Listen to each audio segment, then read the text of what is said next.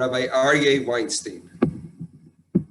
Thank you, Rabbi Shanowitz. Thank you for this opportunity, and thank you to all the rabbis who are with us tonight, and to everyone who is here joining us on this special night. It's a very special, auspicious day, the 22nd day of Shvat, the Lubavitcher Rebbetzins Yahrzeit, and that always heightens whatever we're doing today, because it has a special energy to it.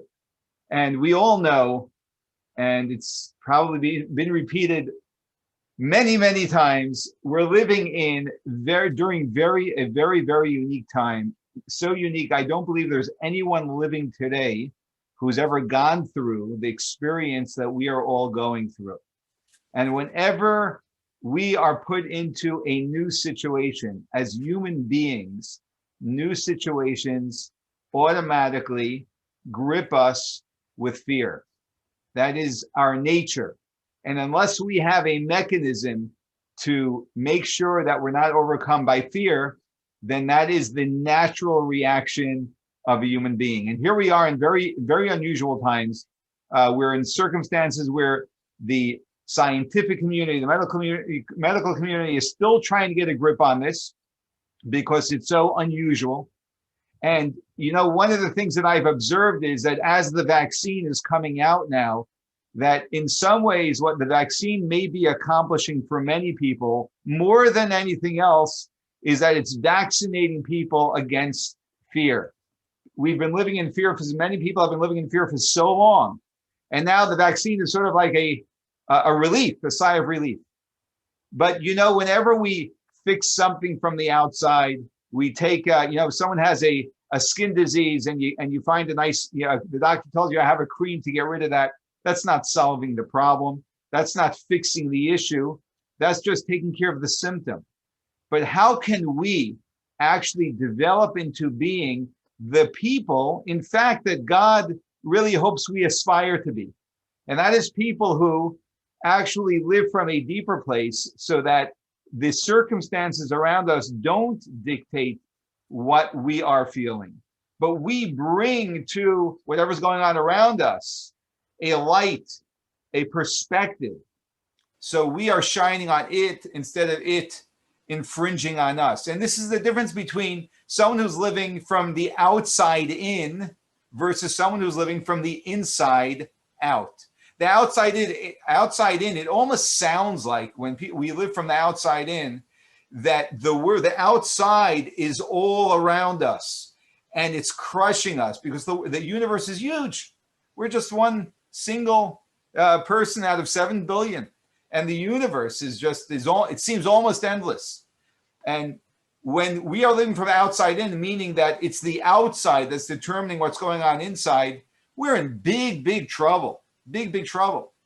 And, you know, that humanity has demonstrated that in so many ways. But when we live from inside out, which sounds like very courageous, how can someone live from inside out? You know, I'm just one little person and there's this entire universe. What does that mean to live inside out? But it's the awareness that we have within us, a spark, which even though it's just our spark within us, it is an infinite spark. It's infinite, meaning it's larger and greater than the entire outside, that this entire universe. That's how powerful every single one of us truly is. When we are in fear, what's happening is the outside is coming down upon us. But when we are living from inside out, then we are letting our inner strength, our inner power, this infinite strength within us, which we have a very time acknowledging that we have, especially on that level, starts shining forth and just influences and affects and impacts in ways that we can't even imagine. You know, one of the ways that I would recommend to any person that they can assess whether their engagement with Judaism is a healthy one or not is whether their Jewish experience is making their inner self smaller or giving their inner self greater expression. We should be expanding through our experience with Judaism. And if we are actually contracting through our experience with Judaism, something is being done wrong. Something is being done wrong. And this often is the case, where we see our religious experience as something that is controlling us. That's actually not what Judaism is supposed to be. Judaism is actually supposed to be expanding us. Now, the obvious question someone may ask is, well, there are so many restrictions in Judaism. So how can Judaism actually be expanding us? It does seem, in fact, to be confining us. This Shabbos, we're going to be reading the 10 Commandments, right? 5 of them are telling us what we should do. 5 of them are telling us what we can't do, we shouldn't do, right? There's a lot of limitation there, confinement. But actually, that is not making us smaller. That is making us much greater. Because that's like anyone who focuses. When we focus, we harness power, right? There's strength and there's power. Strength is, the amount of strength one has, but power is the amount of strength you can put into a confined space. So a punch can be a strong punch, but it can also be a powerful punch. And a powerful punch is that much more powerful. And that only happens sort of like a laser beam. It only happens with focus. And that brings out the explosiveness that lives within every single one of us. And there is only one way we can do this. There's only one way we can do this, and that is by letting go and letting God. That is by letting go of our control of ourself, which actually limits us, and is by letting the light of God shine through us. It's like getting out of the way.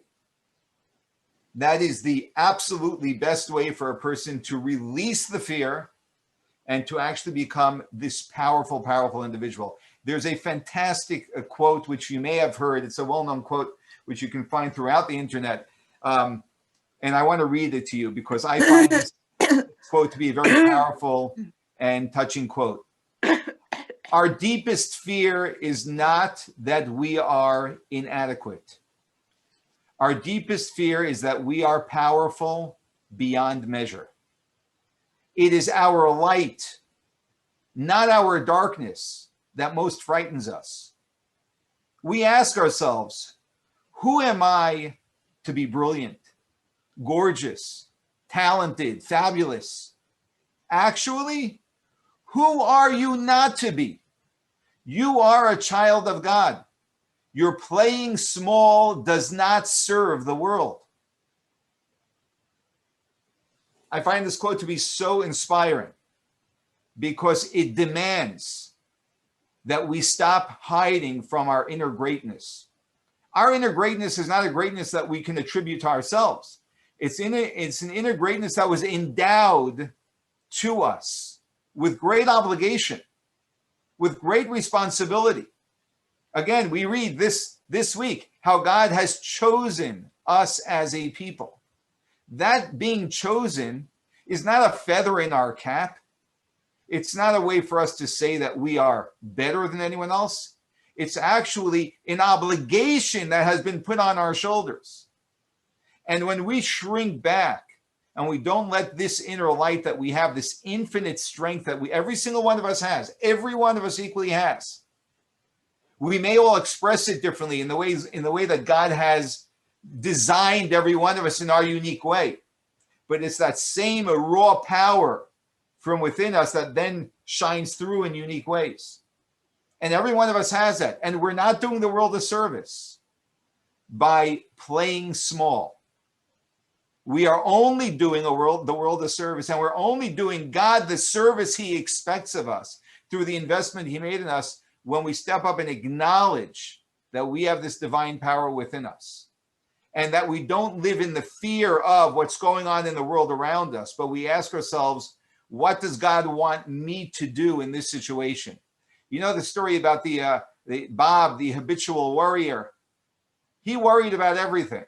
Everyone knew this guy's blood pressure was through the roof. He was on medication.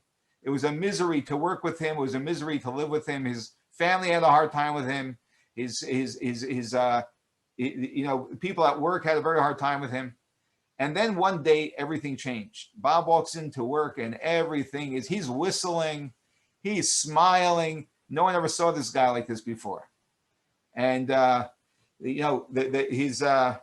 the people he worked with in his office, like, Bob, everything okay? What happened? Did Rabbi Chanowitz say a l'chaim with you this morning? Like, what's going on? So Bob says, no. I'm not worried about anything. No more worry. So he said, how do you get rid of all your worry? He says, it's very simple. I finally discovered the answer to my problems. I was reading through the newspaper. This must have been about 20 years ago. I was reading through the newspaper and I saw an ad.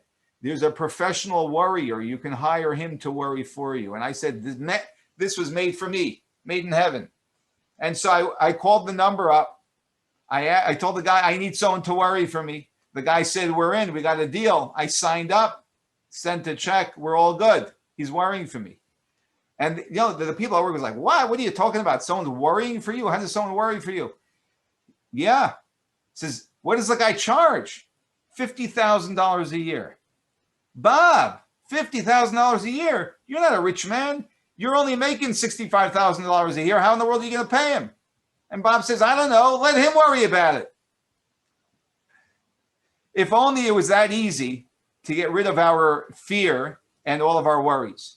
But what I want to invite you to do tonight is, very often we hear talks and lectures and we take classes.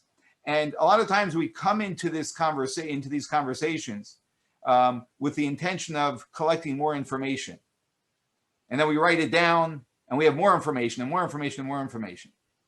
But what I want to invite you to do tonight is not to simply collect information, because that's not my intention. My intention isn't to simply give you information, but my intention actually is to invite you into the opportunity of experiencing one moment, whenever that may be for you, of transformation. Just one moment of transformation by asking yourself, what's the one nugget I am going to hear tonight that I can actually apply to my life so that I am a slightly, if not greatly, different person after going through tonight. And there's this nugget that I can remind myself of repeatedly so that I can reorient myself and maybe deepen my state of consciousness that I live in, so that I am living and I'm operating from a different depth every single day. There was a gentleman. He was remodeling his kitchen, and so he was taking out all of his old appliances, and his refrigerator. He took his refrigerator and he put it on the curb, and he put a sign on it that it's free. Just puts a big sign, free. Free refrigerator on the curb. It worked. It sat there for 2-3 days, and no one took it. And after 3 days, a city official came by and sees this eyesore on the curb. So he says, we can't have these eyesores ruining the curb appeal of our city. So they slapped up a notice saying that if you don't remove this refrigerator within the next 2 days, you're going to be fined $200. The guy comes out and he sees, wow, he got this notice. That's crazy. What's he going to do? This guy was a smart man. And this is the point I want to bring out. This is wisdom. Here's wisdom. You know what he did? He took off his sign free. He took off the sticker from the city official. He hangs up a new sign. The new sign says, used refrigerator for sale, $500. You know what happened? He came out 2 hours later. The refrigerator was gone. A thief stole it. Brilliant. He got rid of his refrigerator just as he wanted to. And someone felt better because he thinks he made $500 off the deal. That's called wisdom. So I want to tell you a story about wisdom so that you can understand the wisdom, the seed of wisdom that I'd like to share with you tonight. My father came to America. There was a ship called the Haven that President Roosevelt sent to Europe, which brought about just under 1,000 Jewish refugees during World War II. That was about all that America managed to pull in. And my father, thank God, was on the ship. So whenever anyone says anything about President Roosevelt, my father says, I cannot say anything about him because he saved my life. So my father was on that ship as a kid, and he comes to America, and then he ended up, after being in the DP camp for a while and then being naturalized, he ended up living in foster homes. And most of his childhood and teen years, he was living in a neighborhood that some of you, I think, may know, called Williamsburg. Looked a little bit different then than it does today, but actually parts of it look very much the same. That was one of the Hasidic hubs in the 1940s, where many of the Hasidic communities from Europe replanted themselves. And there was a very well-known Hasidic Rebbe, Hasidic master there that lived there. And this was already in the 1960s when, many Hasidic Rebbes operate in very interesting ways. This Hasidic Rebbe, like many, he had many of his followers, his Hasidim, who were wealthy. And they like to give charity, they like to give tzedakah, but they would like to do it, quietly, without people knowing. So what many of these wealthy people do is they would give their money to the Rebbe. They would say, Rebbe, here's money. When people come to you, I know people come to you for help. When they come to you for help, you'll have money to help them. So the Rebbe was sort of like the middleman between the poor and the rich, and which was really actually a beautiful arrangement, really beautiful arrangement. So a man came to him one day, and he says, Rebbe, I need help. What's going on? 1960, marrying off his daughter. He has no money. He says, I have to make a wedding. I have no money. So the Rebbe asked him, well, what's it going to cost you to make a wedding? 1960, $500. Wow. Don't we wish that's what it costs to make a wedding? But anyway, the good old days cost $500 to make a wedding. So the Rebbe says, so what do you need? He says, I need $500. I don't have $1 in my pocket. So the Rebbe says, let me see what I can do. And he goes into the other room. He takes $400, comes out, and he gives the man $400. The man says, wow. Says, Rebbe, that's 80% of his the money he needs is right there. It's fantastic. Cannot have asked for more. And he walks out thrilled. The Rebbe's secretary, which we call a gabbai, asks the Rebbe, can I ask you a question? We have a lot of money. You have a lot of money. Why it would really have hurt you had you given him $500? Give him the $500. You have to give him $400. Give him everything he asked for, right? So Rebbe says, I should have given him $500. Let me tell you why I gave him $400. I gave him $400 because I wanted him to leave happy. Had I given him $500, he would not have left happy. So his secretary couldn't understand. Well, why wouldn't he? Would have been more happy. No. The Rebbe said he would not have been happy. You know why? If he asks me for $500 and I give him $500, when he walks out, he thinks, I should have told him that the wedding cost $600. You see, but when he tells me it's $500 and I give him $400, he's happy. He got $400. The Rebbe's intention was to make sure that this man is a happy man. That's what he wanted. And the only way he felt that he can make him happy is by giving him the $400 and not more. And this teaches us a very profound piece of wisdom, which the Rebbe demonstrated, that pure love isn't always by doing something loving. Pure love isn't always doing something loving.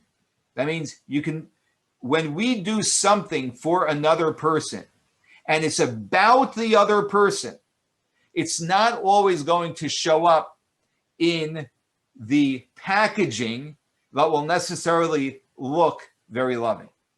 For example, you may have heard of a man by the name of Warren Buffett. Maybe one or two of you have heard of him, because after someone's worth $864 billion, somehow a few people get to know about him. Probably all the rabbis, because they're trying to raise some money to help keep their synagogues open. And he said something interesting. I'm not going to comment on whether this is right, this is wrong. I'm not judging it. I'm just stating that he said he's not leaving his kids billions of dollars in his will, which is really interesting. He said a very interesting thing.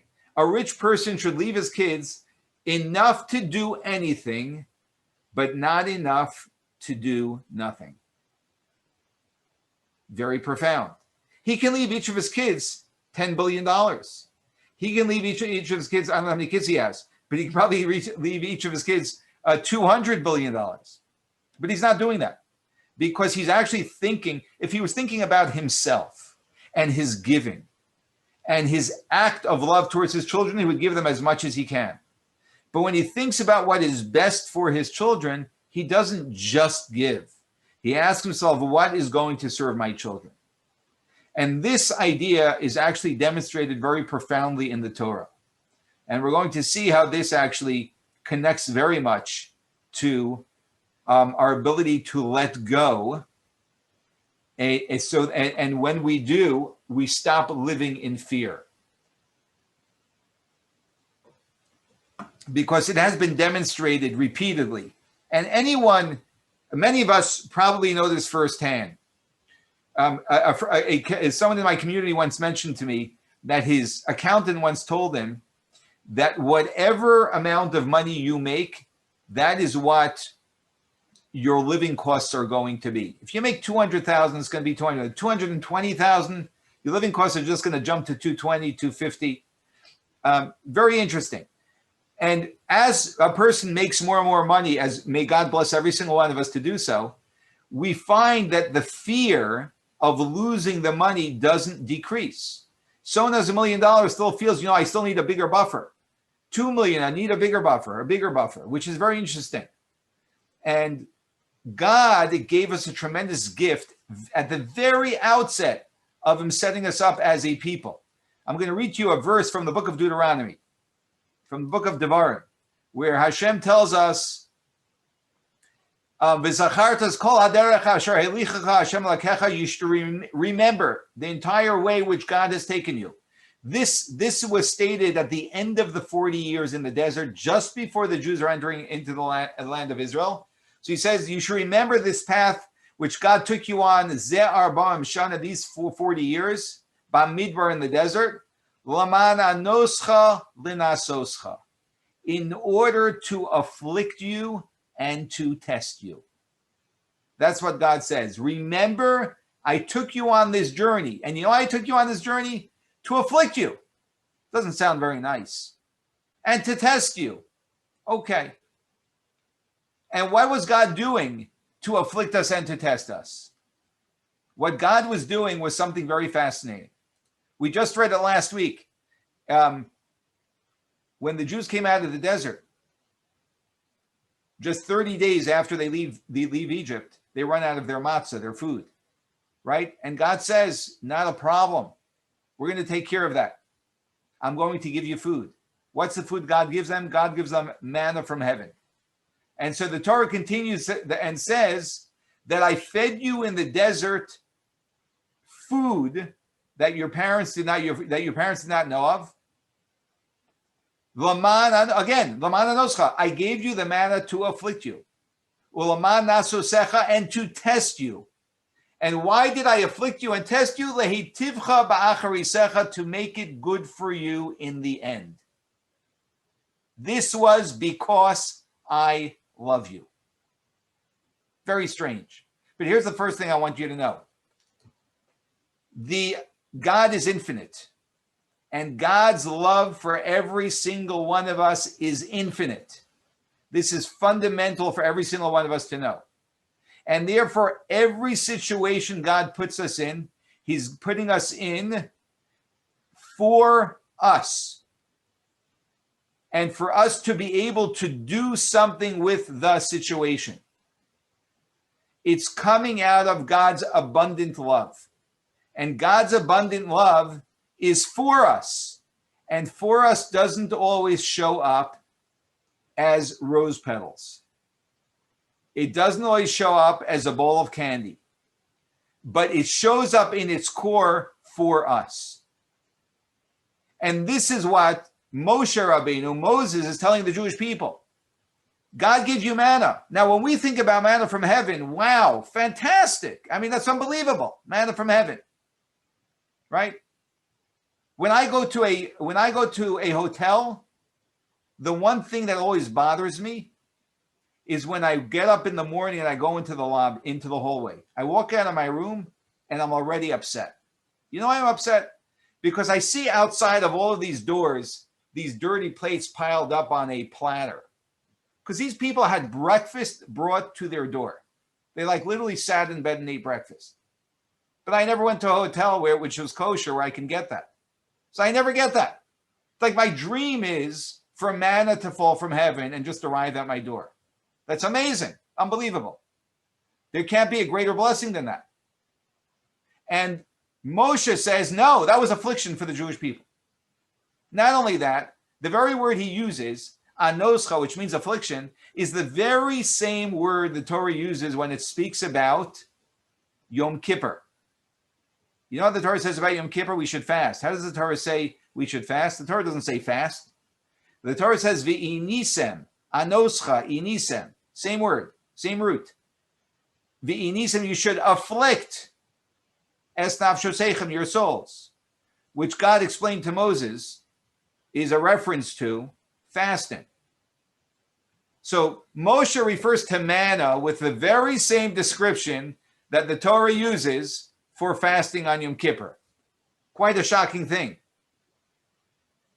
Another fascinating thing about the manna is that one of the very few things that we have a memento from our time in the desert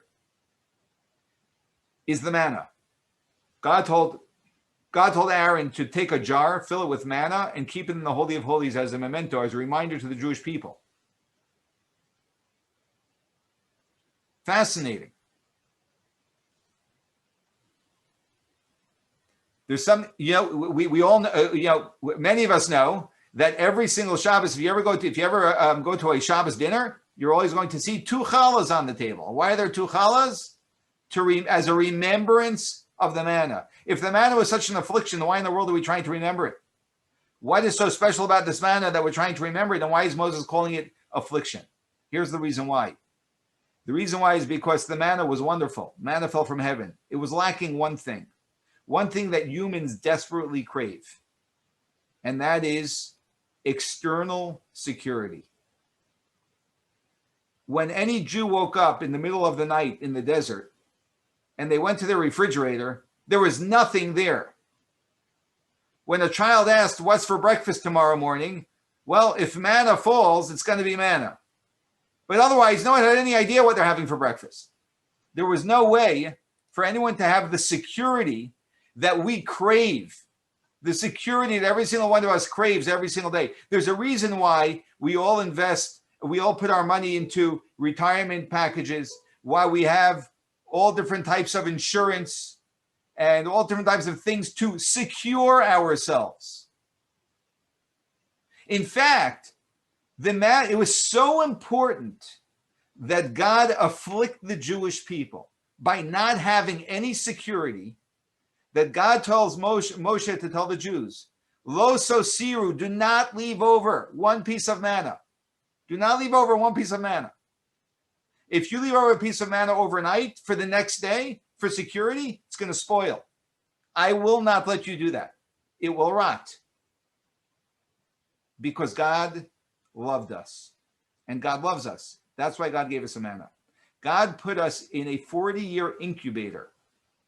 It was an incubator of trust. It was an incubator to release ourselves from insisting on having security. It was to release ourselves from living in fear because we won't know what is going to be tomorrow. Because a Jew has the ability, not easy, and this is a muscle that we grow throughout our entire life. And as long as we're moving in the right direction, fantastic. That's all we need to ask of ourselves.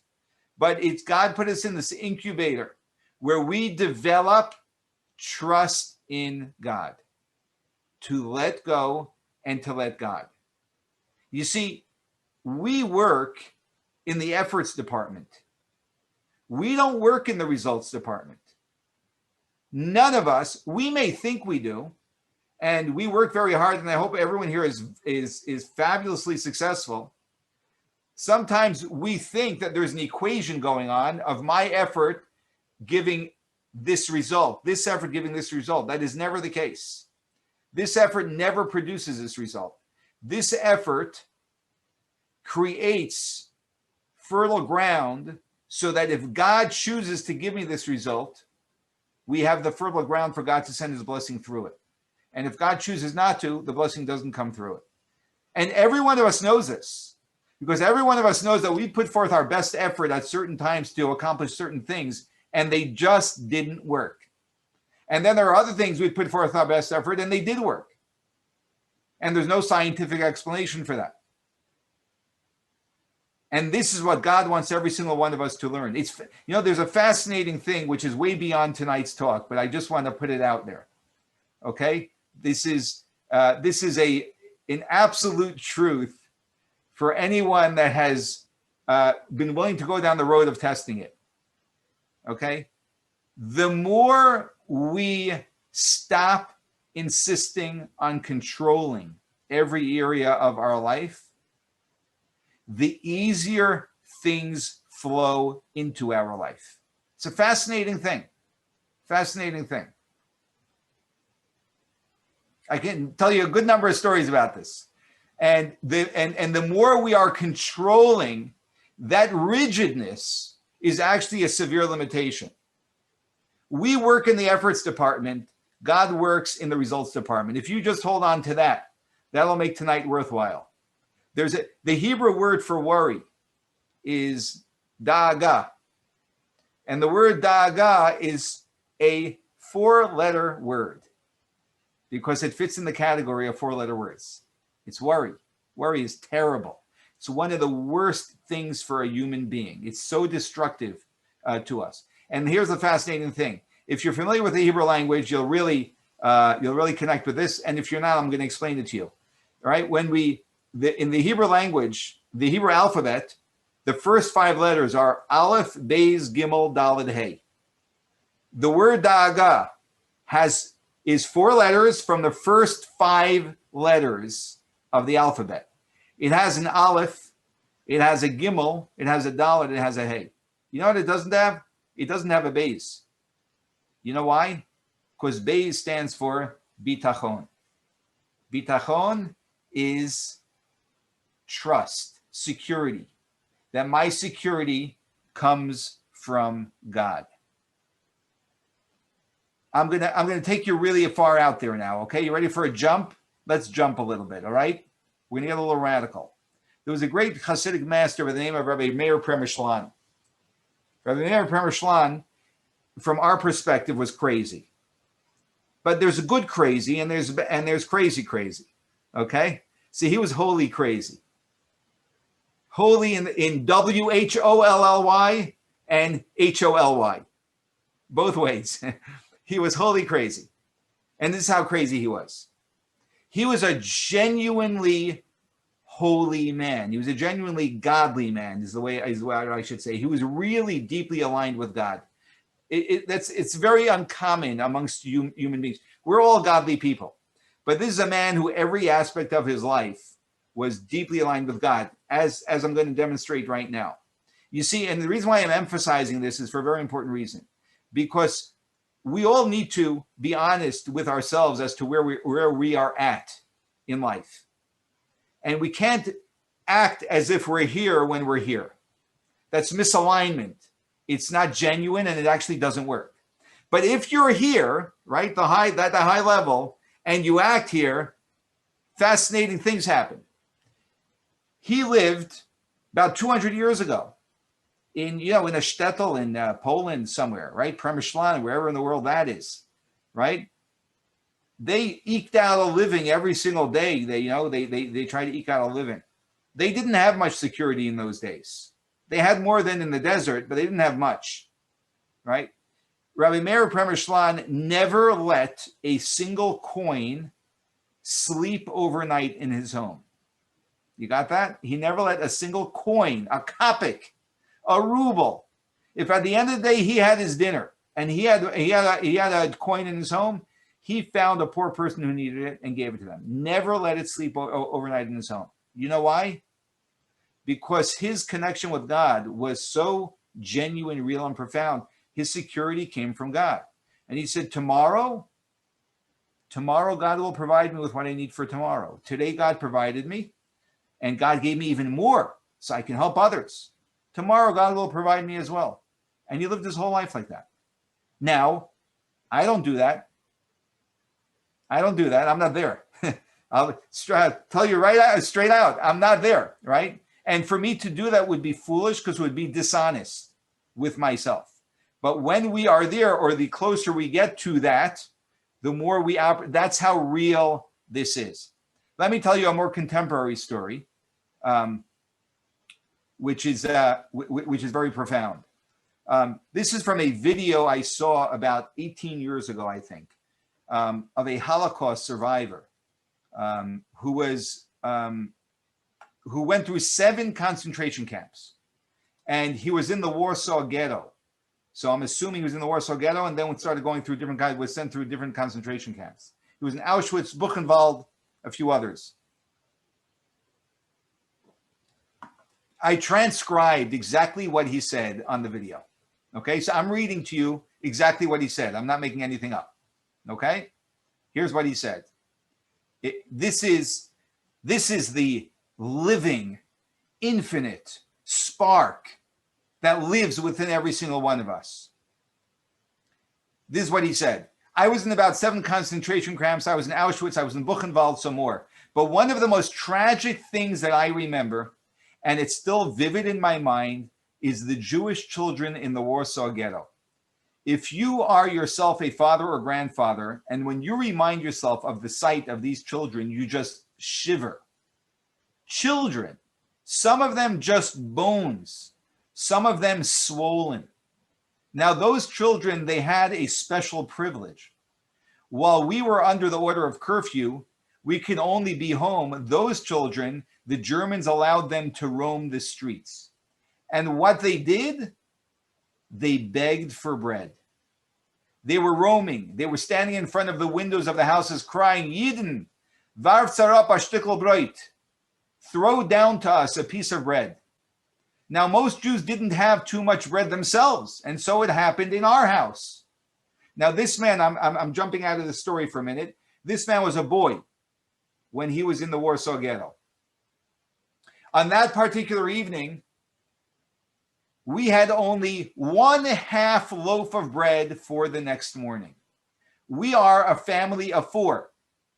Still, my father took this bread, cut it into little pieces, some of them as big as this, he showed, wrapped it into a little pieces of paper, and I would say, with great love, threw it down in the street to these little children. Now, I must admit that we were 2 children at home, I and my brother, and we ourselves were taken aback. Look, we knew there's no bread for tomorrow morning, and ourselves, in this evening, we weren't full. My father looked at us, looked back, and he said, children, you had your bread. Auf morgen wird Gott sorgen. For tomorrow, God will worry for us. God will take care of us. Now remember, he was not the only one that answered through the windows. There were many more. They opened their windows. They threw down their last pieces of bread. They did not care about the next morning, and they had the same belief. Auf morgen wird Gott sorgen. God will take care the next morning. This is people's lives are on the line. People's children's lives are on the line. This is the deep, deep power of letting go and letting God. And I want to tell you this because I thought many times about this. I was raised in the Holocaust. My headspace as a child was in the headspace of the Holocaust. I read a lot of books on the Holocaust, probably because of my father's background. And I used to think a lot about what I would do if I was in that. There are things that people did that are not really relatable, including maybe this story. It's not really relatable. Like, I can't imagine myself doing such a thing. But I've come to realize that if you or I, if any one of us were there at that time, I truly don't doubt that we would have done the exact same thing. Because the circumstances actually awaken this fire that's within us. It's the extreme circumstances that take a person who's just living their life as, we'll say, an average person, and suddenly wakes it up in such a way that this power comes out. But today we have a different challenge. Today, thank God, we're not living in the midst of a Holocaust. But today, God wants us to bring out that same fire, that same infinite power, that light that he invested within us without that external pressure. And that is truly a heroic feat when someone chooses to do that. That is truly something which is absolutely, absolutely outstanding.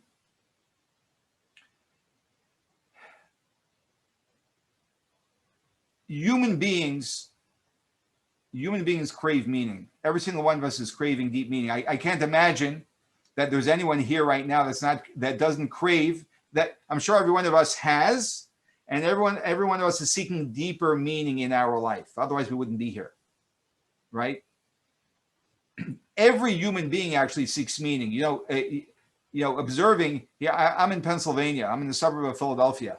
But observing what was going on in Manhattan, where I know some of you are from, some of you live, and all of the looting that was going on, there was something really interesting I read while that was going on. I'm sure you've read it also. It made some of the headlines. Some of the young adults who were looting the stores, some of them came from very wealthy families. They actually have everything that they need, and they're going around looting. And you have to wonder, why would someone coming from an affluent home who has everything they need be looting stores? And actually, this has been analyzed by psychologists before this event. It's been analyzed when psychologists analyzed why young Americans from affluent homes were so easily radicalized and flew off to Syria, such a dangerous place in the world, just a few years ago. This was not as uncommon as we would like it to think it should have been. And the reason is one reason. It's that every single human being is craving to be part of something which is making a difference, which is meaningful. And when we don't have it, we seek it in very strange ways, unfortunately. But thank God we do have it. But we crave it more and more, and we can give ourselves deeper and deeper levels of meaning. And the deeper level of meaning is the courage to choose to reveal the divine that is within us and let that lead our life. There is nothing more powerful than that. And we become explosive people when we do that. The fears that we have, the inhibitions that we have become very secondary because we're driven by something which is much more powerful and much deeper. And every single one of us has this choice. Let me conclude with this story, which is a very touching story to me as well. There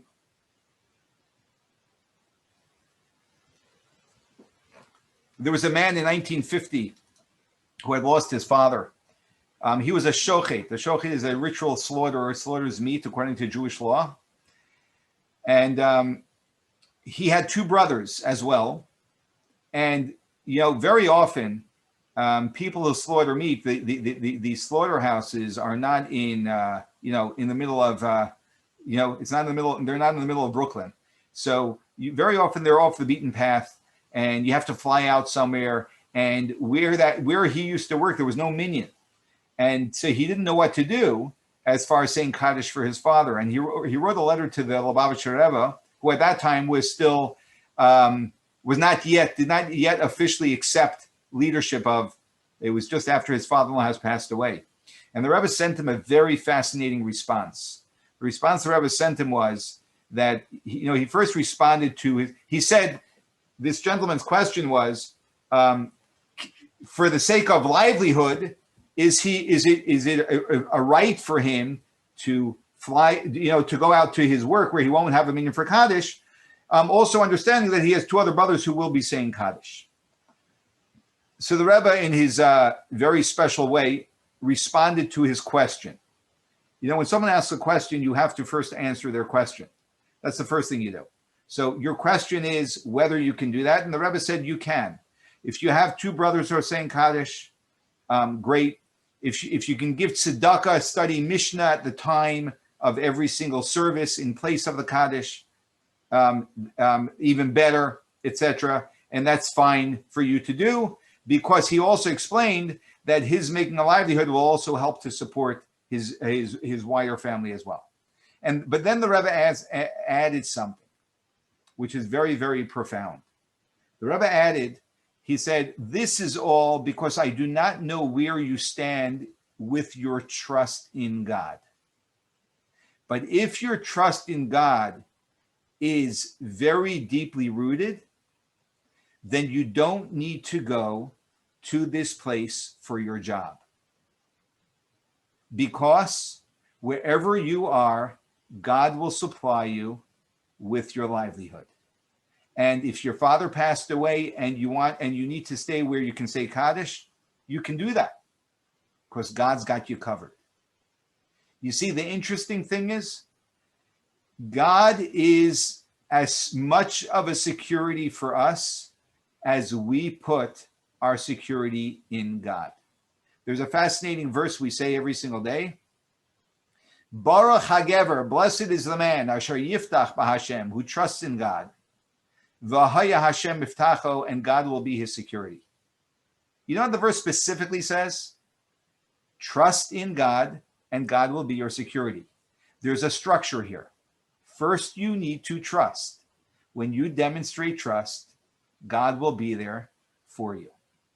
So I want to bless all of us that we not let everything going on. There's so much chaos now going on, especially in our country.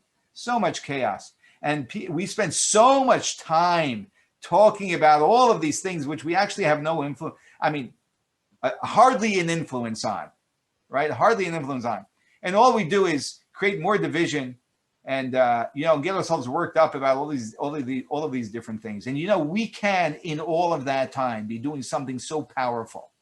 We can be tapping into our deep divine self, and in doing that, actually, instead of living outside in, living inside out. So I hope you found a nugget of transformation for you, and I hope you carry that with you. And may we all together, with our efforts, bring a lot of desperately needed divine light to the world. Thank you so much, Rabbi Weinstein. Very profound. I myself have learned so much by your talk, and may God bless you to be able to inspire so many others going forward. I would like to open up the discussion now for those who may have questions on for Rabbi Weinstein. And if you do, if you can please unmute yourself. I'll ask a question. Go for it. First of all, thank you very much, Rabbi. I appreciate that talk. It was very enlightening. Rabbi Mendy is my rabbi, and he speaks similarly about trust and letting go.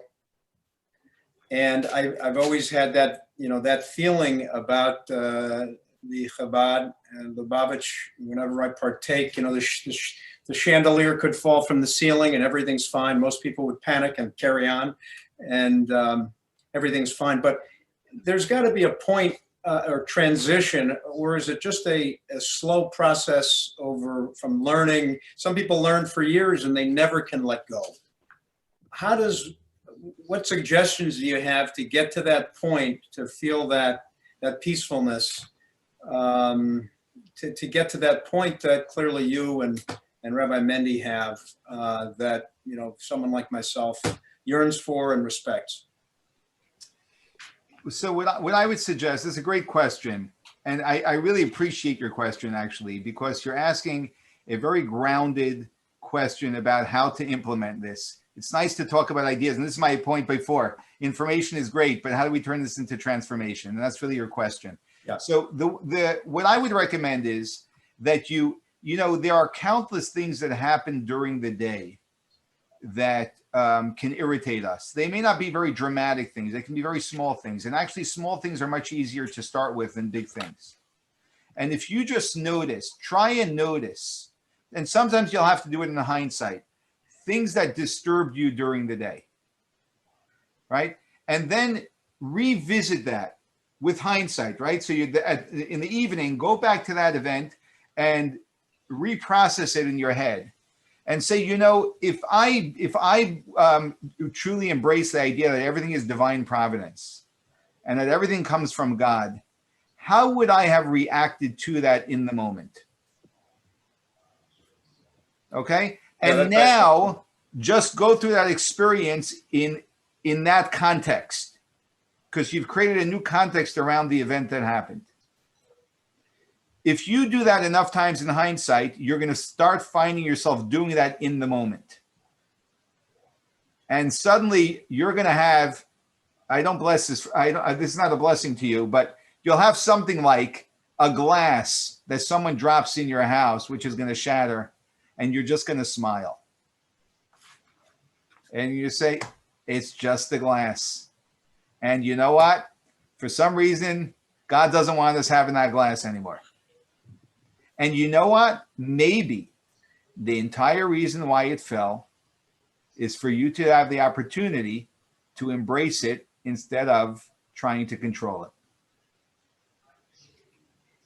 Thank you. You're welcome.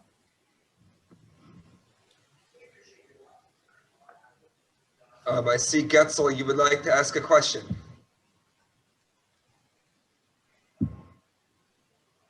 But you have to. I would. Oh, Matthew, go ahead. I'm sorry. This is Matthew. It's funny. I think this whole lecture can be summed up with the idea of everything happens for good. Not everything happens for a reason.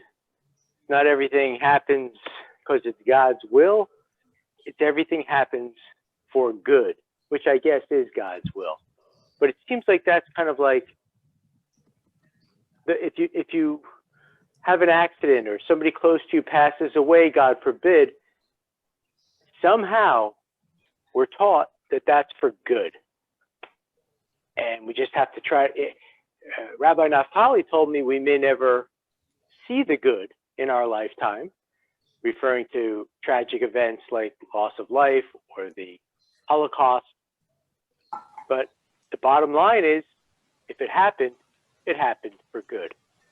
Would you agree with that? I would definitely agree with that. However, if I may say, first of all, Matthew, you're taking away my entire job, you know, because when you can sum up my 45 minutes in 2 minutes, there's no reason for me to speak. I'm joking. See, here's the thing, Matthew, which is really important with these types of subjects, because the subject you're bringing up is a major subject.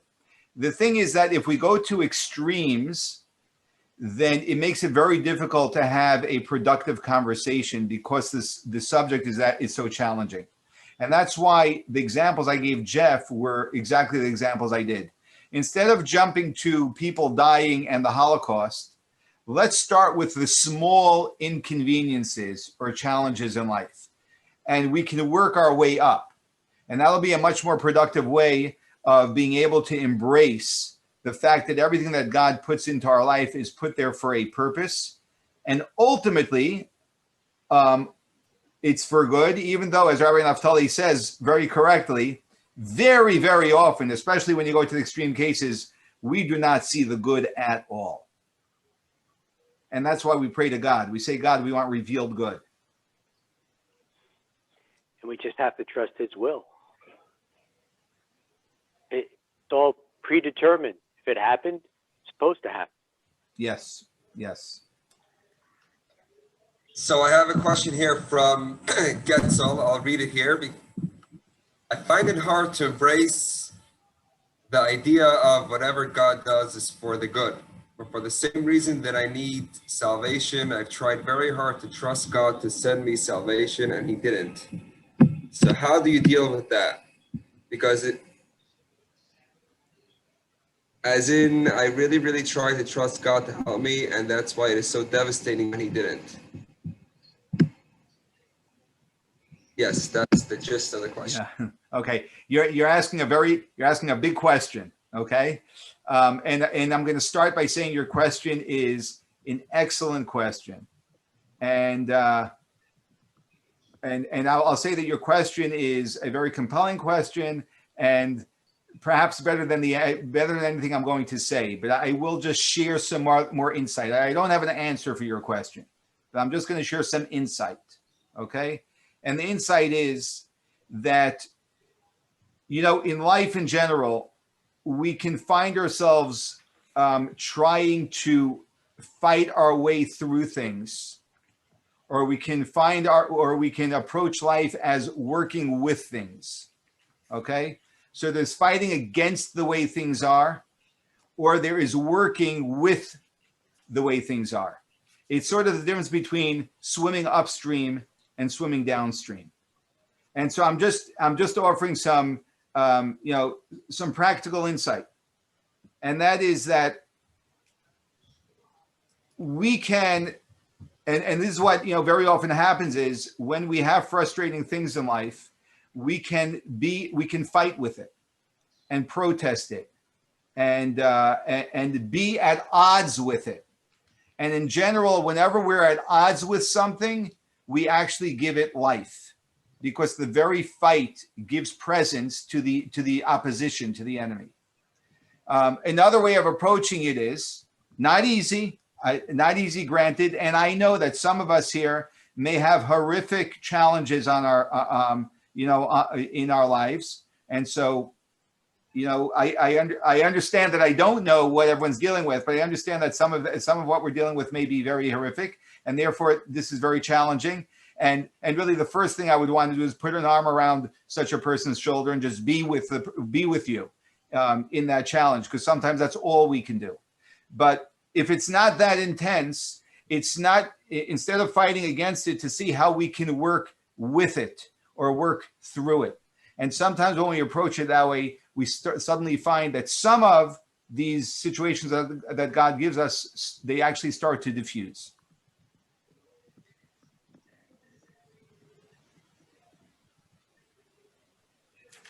Do we have any other questions? All right. Yeah. You want me to read the ones in the? Ask a question. I have a question when you're available. Sure, go ahead. Do you want to read the ones first, or should I go for it? No, go ahead. Go ahead. Okay, so first of all, one of the reasons I tuned in when COVID first hit, it was like what you were saying in the beginning. You feel out of control because you think you're in control. So like every day I put in my reminders, let go and let God, like just let go and let God. My question is, I understand that things happen, like a glass falls, which is of course upsetting. And that's kind of unintentional, or maybe a storm hits and there's destruction.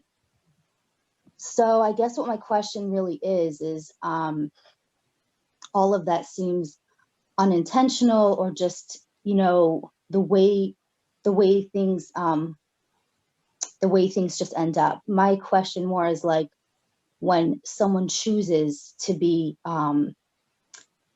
like malicious or negatively interfering with someone or something. So is that God's will per se, or is it more man's ability to make a choice to be that way? And, I understand accidentally, you know what I'm saying? Kind of. Yeah. Great question. Those are very, very difficult situations, because when another person does something to us, sometimes if a tree falls on my car and destroys it, and I wake up in the morning and I don't have a car, okay, it was a natural, Right. natural disaster. But if someone came with a hammer and smashed my car up, Right. that hits me emotionally, right? And Right. let me explain a little bit as to why. The reason why is because when someone does it, we actually believe that person is the one who determined whether our car is going to be smashed or not.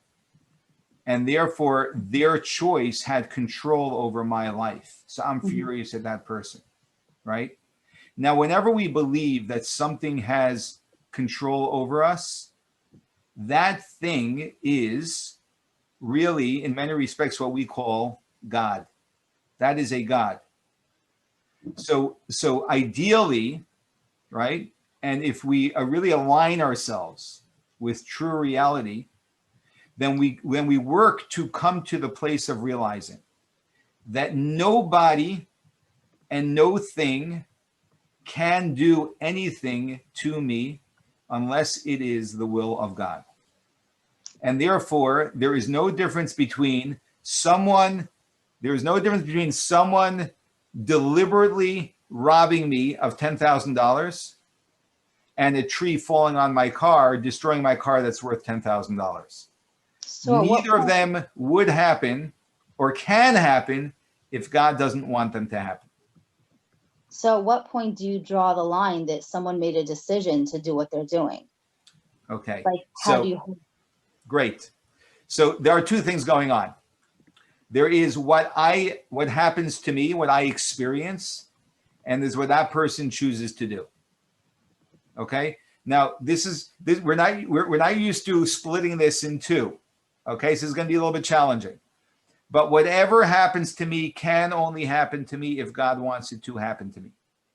What people choose to do, they carry full responsibility for. So even though if God didn't want my car smashed, this person would never have been able to do that. In fact, God did, because I know that because my car is smashed, right? But that could have happened any number of ways. The tree could have done it. Someone else could have done it. The fact that this guy chose to do it, he is held accountable for. So if I was fully aligned with that, which is not an easy thing, but it's something that every single one of us should strive for. And this is part of letting go and letting God, by the way. And this is part of lowering our blood pressure. And this is part of freeing our spirit instead of trying to be in control of everything going on in our life. When we're really truly aligned with that, the way we react to that is with full calm and full justice. That means when I come into court with this guy, I'm not angry. I'm not blowing a fuse. I'm just bringing the person to justice, as is my obligation, to try and get my money back. It's a legal thing and nothing personal. Because the personal is only between me and God, not between me and this person. Now, I know many of you are thinking that's impossible. That's impossible. Do you even know anyone like that? So I just want to tell you that it's not impossible, that it's something that every single one of us should strive for. And elevated human beings who live in a higher state of consciousness, and I'm not talking about some really fancy people who meditate all day, but I'm talking about people that are like me and you, but we just spend a few minutes thinking and a few minutes studying and a few minutes aligning ourselves. Then we get to live from a deeper state of consciousness, and we actually operate differently than much of the world around us. And that brings unbelievable light to the world. And I'm going to encourage every single one of us to go on that journey. Don't say we can't, but go on the journey step by step, inch by inch. And if you're moving a little in the right direction, just a little bit, I guarantee you that in a year or two, you're going to turn around and say, wow, I never believed I would react to this situation in this way. It may be the glass, it may be someone stealing, it may be someone deliberately hurting you, whatever it may be. And if you really stick with it, you will actually reach a point where someone can insult you to your face, and you will be relatively calm about that. You won't take it personally. There's a well-known story with King David. King David was at a very low point in his life. Rabbi Shanowitz, you'll let me know if I'm rambling too long or whatever it is. Okay. Great. Okay. There's a well-known story with King David. By the way, if you want to have a living example of a man who is more integrated with reality than probably any of us are, and when I say reality in this case, I don't just mean divine reality, but I mean actually life. King David was such a person. He was a shepherd. He was a military hero. He was one of the greatest Torah scholars of his day. He was a prophet of God. He had all this blended into one person. Okay? And King David, at one of the lowest points in his life, he was being chased out of his own palace by his own son. There's nothing more humiliating than that, more devastating, that your own one's own child is ousting them from their kingdom. And as he's running away, one of the great Torah sages of the day, whose name was Shimi ben Gera, was, if you visited Israel, there are a lot of hills and valleys. You don't get to see that in Brooklyn. But so King David was on one hill, and Shimei ben Gera was on the other. There's a big valley in between them. And Shimei ben Gera believed, as King David was running away with just a small collection of his of people who were going with him, because a lot of the people were being very strategic about who's going to win this and which side they want to be aligned with. So the ones that went with him were his real loyalists. And Shimei ben Gera started to curse King David, obviously believing that his son would ultimately persevere here, started cursing King David. Now, cursing a king, automatically you get a death penalty for rebellion against the king. King David's chief of staff wanted to run over immediately and kill him, which he could have done, right? And King David told him to stop. He said, he's not cursing me, God is cursing me. This is what God wants me to experience now. Okay? So nothing was done to him because King David understood that what King David is experiencing is what God wants him to experience. What Shimei is doing is his business. But what King David says, don't do anything. Now, King David ultimately got back his kingdom. King David never did anything to Shimei. Shimei ben Gera actually did something even more chutzpahdik when King David came back to the palace. He did something another very ugly thing to King David. King David was quiet because he knew it was the wrong time to exercise justice. It would not be seen properly. On his deathbed, he told his son, Solomon, find a way to do justice with Shimei, which his son ultimately did. Why? Justice is justice, but because the world needs justice, but it's not personal, because nothing is personal. It's all from God. Anything I experience in this world is from God. Now that's a profound, I want you to hear these words. That's a profound state of consciousness for someone to operate out of. And that's something we should strive for. It's easy. Let me say this also. It's easy to dismiss it. It's much easier to say, it doesn't, that's impossible. And why would God do these things to me? It's much easier to dismiss it. And it doesn't make us any happier to dismiss it. We're still stuck with our misery, right? With whatever situation. But what is much harder is to actually embrace it, to work with it, to accept that maybe God's putting this in my life for a reason, right? Like I have situations, I'm dealing with a certain situation right now in my life, which is very frustrating for me. And I really have not, worked it out yet, exactly how to deal with it, right? And I believe that God's putting me in this situation for me to become a more beautiful person. And if I don't work with it, then I will be turning my back on the gift that God is giving me. And it's not pleasant.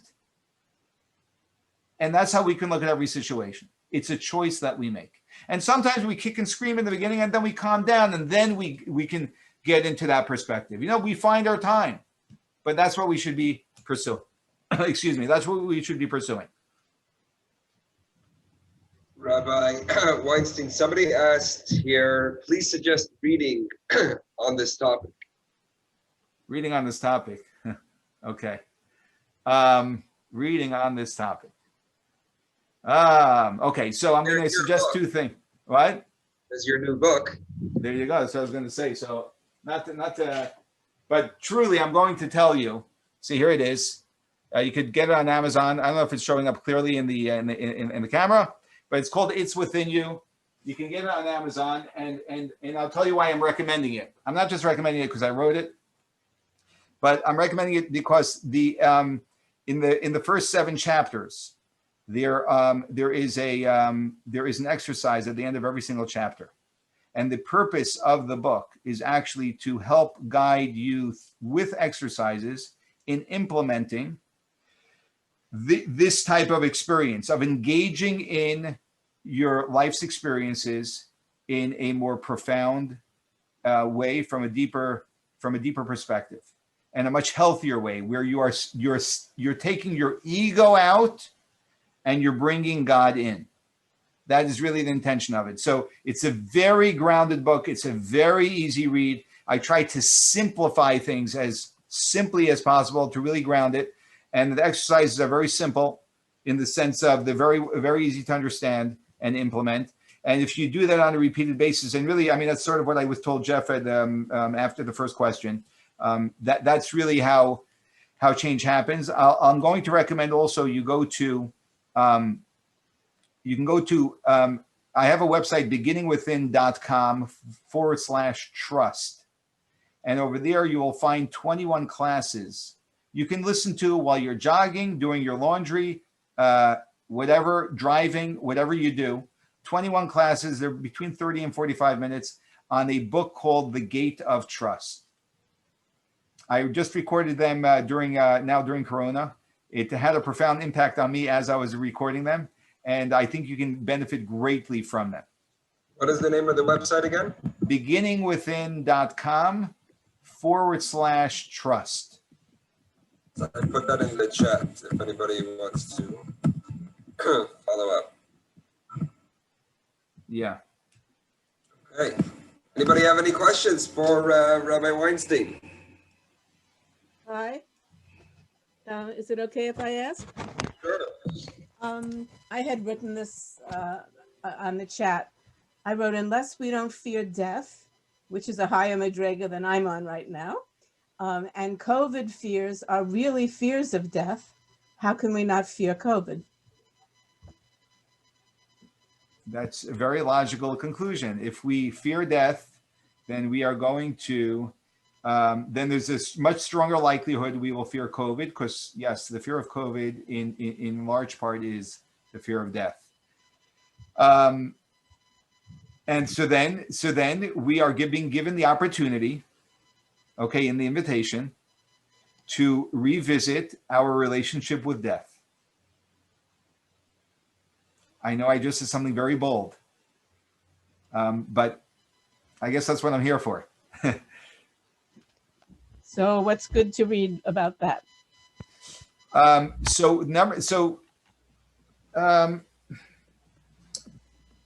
going to say this. Sometimes we read ourselves to death. And what I mean by that is that, you know, we can read again, and the reading is the point I made at the very beginning. We can read and read and read information. What we really need to do is find a way to integrate the information that we are reading so that it actually resonates and becomes a part of the way we experience things, right? So for example, there are many ideas that we know, and we know informationally. Like, I know that God created the world, and I know that I was put here for a unique purpose. You know, I know that I have a neshama within me. I know that everyone's put here with a mission. You know, all of these I knows. And then the question is, how much do I really know any of those things?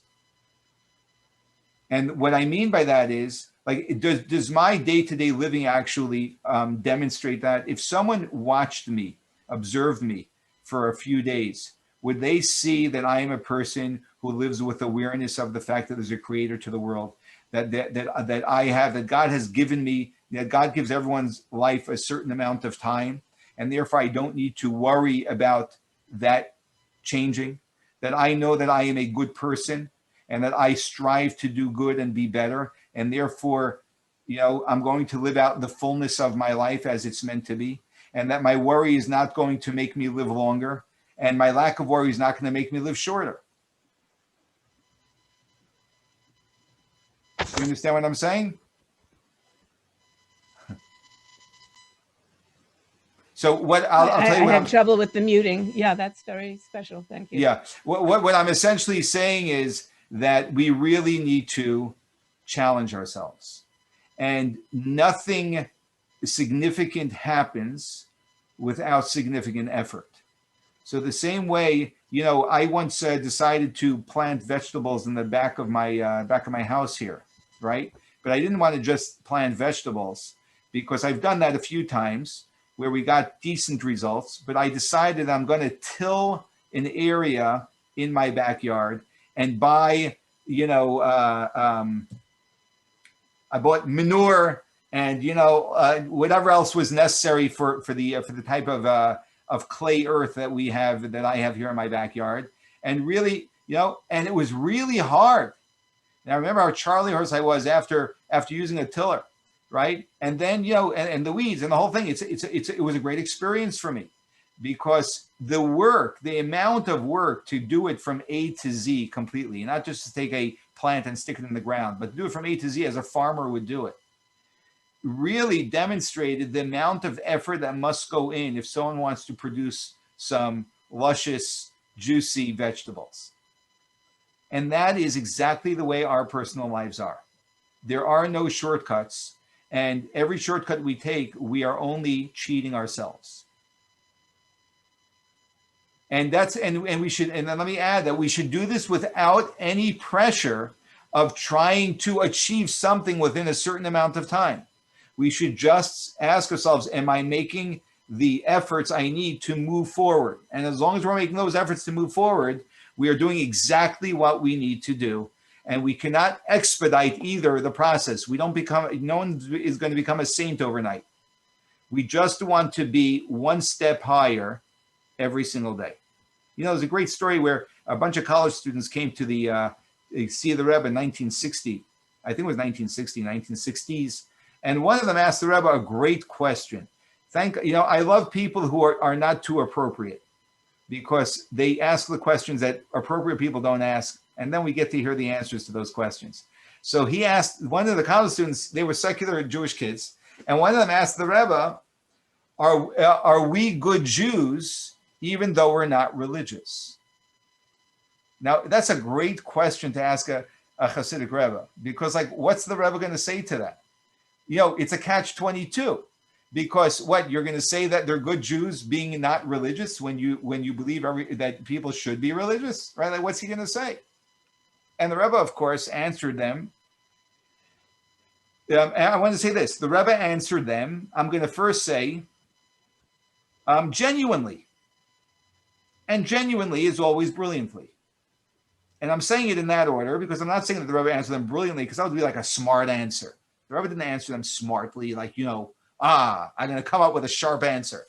The Rebbe answered them genuinely, and the genuine answer is the brilliant answer. And that is, the Rebbe told them that imagine a ladder that has 613 rungs, right? 613 commandments, 613 rungs. And imagine that there's a person standing on the 10th rung and another person standing on the 600th rung. Who is higher? And the Rebbe answered his own question. He said, if the person on the 600th rung is stepping down to 599, and the person on the 10th is stepping up to 11, the person on the 10th rung is higher. This is profound. We must always remember this. Everything else is an illusion. Everything else is an illusion. There are people who are born on the 600th rung. Big deal, right? You were born there. What's the big deal, right? Someone else was born on rung 1, but he's on 10 now, and you're still stuck at 600, right? So every one of us is on our own journey, and we have to ask ourselves one question. Are we moving in the right direction? No pressure, no guilt. Are we moving in the right direction?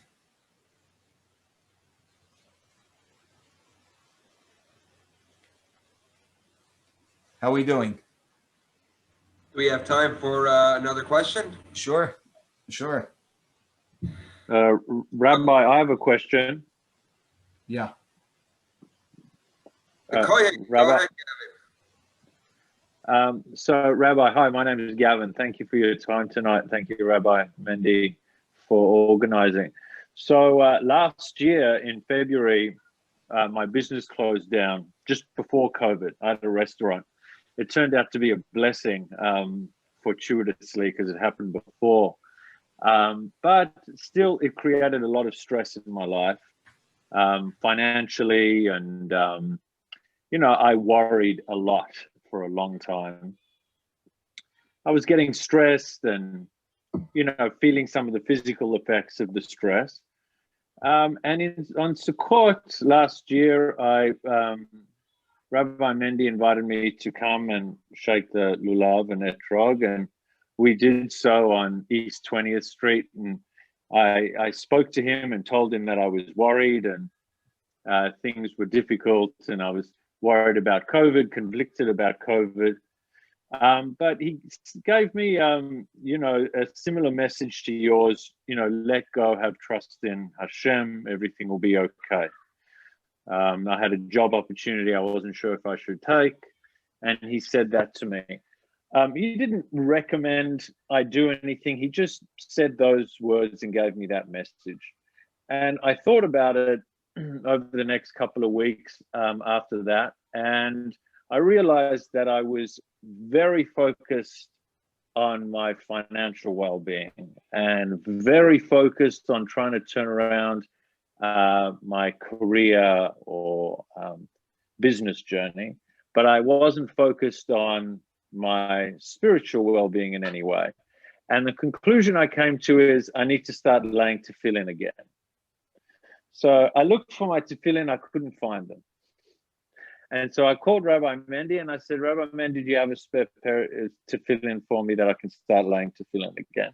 And he organized that for me, and I've laid tefillin every day since. And I found my tefillin, by the way, as well, at the same time. However, you know, I've always, you know, not always, but as I've grown older, I've prescribed to this idea that I have been given my abilities by a higher being, and the rest is up to me. And I find it hard to accept the concept that something else is in control of my journey, not in control of me, but in control of the result. But I'm privileged enough to be given these abilities by a higher being. But yes, the decisions and everything else is up to me.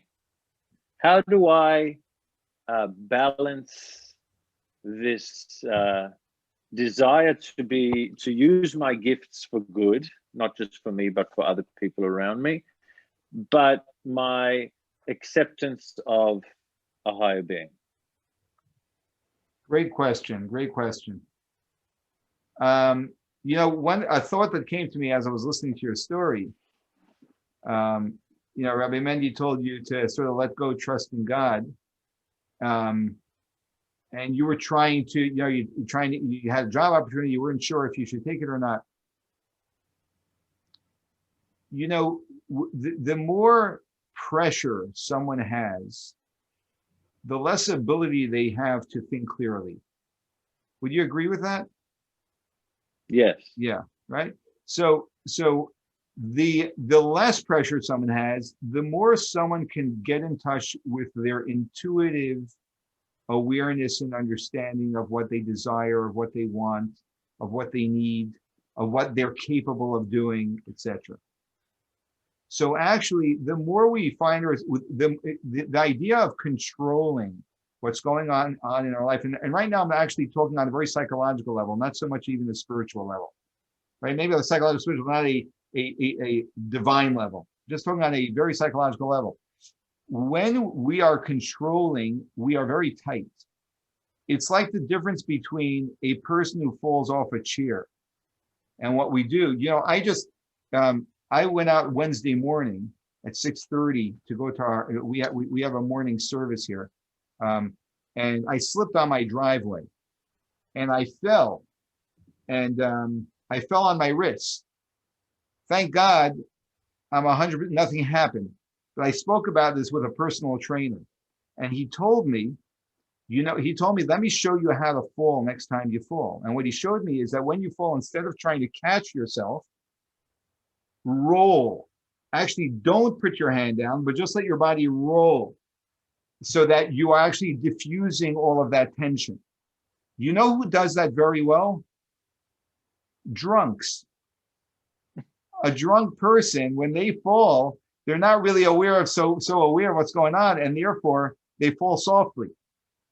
And my point is that our idea of always controlling and measuring and being on top of and having the deadlines for, I'm not saying that there's no place for any of this, but I am saying that this is a very tight way of going through life.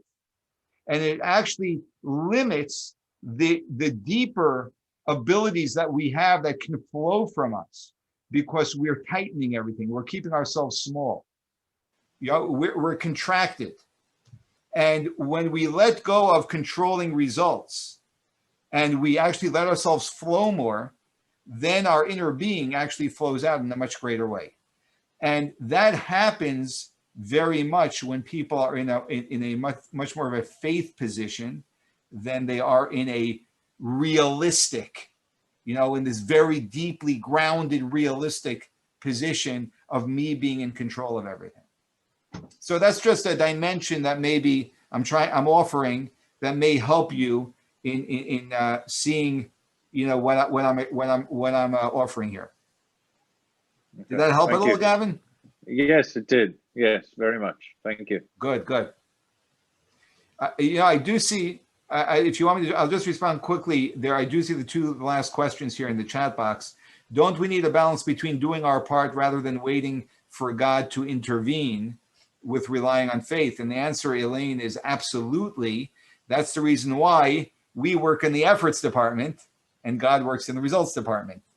That's why we have to cultivate the ground through which God sends the amount of blessing he wants to send. So there's no question about that, 100%.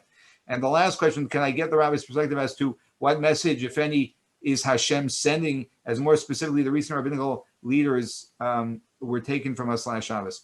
So, it became a very rabbinic thing. Okay, I'm going to say something that's that an outlier statement. Okay, so I forewarn you, for the iPhone who wrote this question, that I'm giving you an outlier's comment on your question.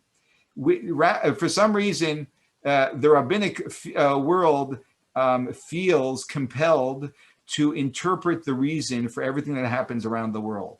I want to be very clear about something. Hardly any rabbi that you will ever know will know the reason for 99.9% of things that are happening in the world. In fact, I just read a letter from the Rebbe, who was a man who actually had very deep divine insight.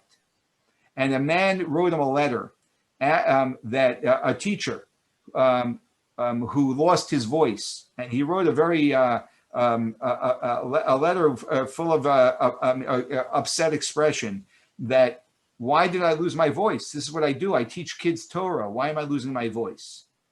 And the Rebbe said, because you ask, I'm going to suggest a possible reason.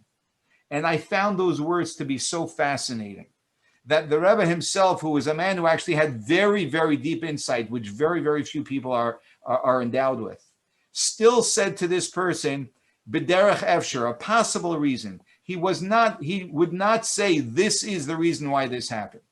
And I'm saying this to say, there's hardly a person that we know today who knows the reasons why things are happening. Like, why COVID happened because we're talking too much in shul, or because of this or that.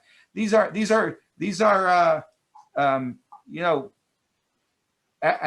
wild guesses at best as to why it's happening. Now, I'm not saying when tragedy happens, we must introspect. And we must ask ourselves where we can improve. And for every person, that's a very personal thing. And it could be more communal. But for anyone to state why a few rabbis have passed away, or many rabbis have passed away that I know of, is way beyond. But we do know one thing. Any human being passing away is a tragedy. A Jewish leader passing away is an even greater tragedy. It calls for us being introspective, for us stepping up and becoming more deeply connected to God, making this world a more godly place, which automatically eliminates any form of negativity in the world. And that's what our response needs to be. So I hope that my response wasn't too heretical. Okay, thank you so much, Rabbi Weinstein.